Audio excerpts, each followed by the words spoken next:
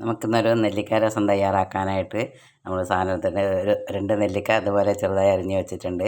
പിന്നെ മല്ലി, ഇഞ്ചി, ജീരകം, ചെറിയുള്ളി, കുരുമുളക് ഇത്രയും കൂടി ചതയ്ക്കാനായിട്ട് എടുത്തിട്ടുണ്ടെങ്കിൽ നമുക്കതൊന്ന് ചതച്ചെടുക്കാം. രസം തയ്യാറാക്കാൻ ചീനച്ചട്ടി അടുപ്പത്ത് വെച്ചാൽ അതിലേക്ക് 1/2 ടേബിൾ സ്പൂൺ വെളിച്ചെണ്ണ ചേർത്ത് കൊടുക്കാം. ചൂടായി വരുമ്പോൾ നമുക്ക് 1/2 ടീസ്പൂൺ കടുകും കൂടി ചേർത്ത് കൊടുക്കാം. നല്ലതുപോലെ ചൂടായി വന്നിട്ട് നല്ലത് കടുക്, കറിവേപ്പില, വറ്റൽമുളക് ഇത്രയും കൂടി ചേർത്ത് കൊടുക്കാം. നമുക്കതിലേക്ക് ചതച്ച് വെച്ച മസാല ചേർത്ത് കൊടുക്കാം. ഒന്ന് ചൂടായതിനു ശേഷം നമ്മൾ 2 ഗ്ലാസ് പുളിവെള്ളം എടുത്ത് വെച്ചിട്ടുണ്ട്, അത് ഇതിലേക്ക് ഒഴിച്ച് കൊടുക്കാം. നല്ലതുപോലെ തിളച്ച് വന്നിട്ടുണ്ട്. അതിലേക്ക് കായപ്പൊടി, നമ്മളെടുത്ത് വെച്ച 2 നെല്ലിക്ക മുറിച്ചത്, ആവശ്യത്തിന് ഉപ്പും കൂടി ചേർത്ത് കഴിഞ്ഞാൽ അതൊന്ന് വേവാനായിട്ട് വയ്ക്കുക.